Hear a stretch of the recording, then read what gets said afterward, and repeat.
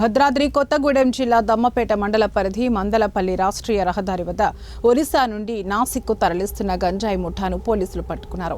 Maharashtra number ప్లేట్తో ఉన్న DCM వాహనంలో chemical లోడ్లో కింద భాగంలో 275 ప్యాకెట్లలో 508 కేజీల గంజాయి ప్యాకెట్లను ఉంచి సరఫరా చేస్తున్నట్లు పోలీసులు గుర్తించారు.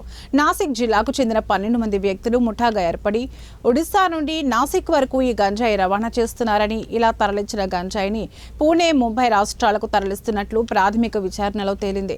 ఈ ముఠాలో 6 వ్యక్తులను పట్టుకోగా మరో 6 వ్యక్తులు పరారీలో ఉన్నట్లు జిల్లా ఎస్పీ రోహిత్ రాజ్ తెలిపారు.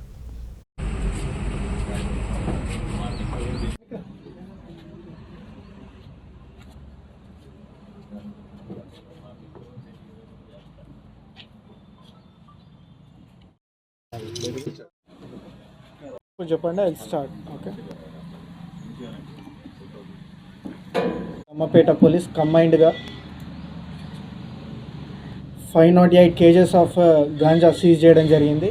ఈ వెహికల్ వచ్చేసి మహారాష్ట్ర నెంబర్ ప్లేట్ గల అశోక్ లేలాండ్ డీసీఎం వెహికల్. దీంట్లో ఒక 6 మెంబర్స్ను మేము అరెస్ట్ చేయడం జరిగింది.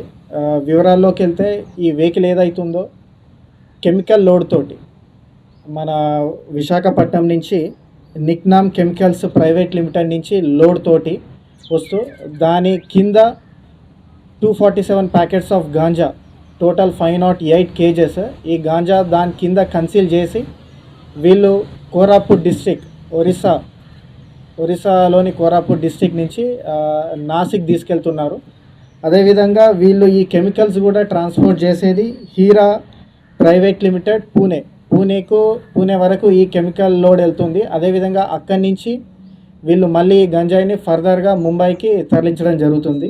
సో దీంట్లో టోటల్గా కూడా మనకు 508 కేజెస్, టోటల్ దీని వర్త్ వచ్చేసి 1,77,99,000 రూపాయలు 247 ప్యాకెట్స్లో మనకు లభించడం జరిగింది. దీంట్లో మనం టోటల్గా 6 మెంబర్స్ను అప్రహెండ్ చేశాం. 6 మెంబర్స్ కూడా దీంట్లో చాలా వరకు మనకు నాసిక్, మహారాష్ట్ర స్టేట్ నాసిక్ జిల్లా వాళ్ళు. దీంట్లో డ్రైవర్, అదేవిధంగా కోరాపుట్ నుంచి ఎవరైతే సప్లై చేశారో వాళ్ళ దగ్గర పనిచేసే ఒక అబ్బాయి జైసన్ పూజారి, అతన్ని కూడా మనం అదుపులో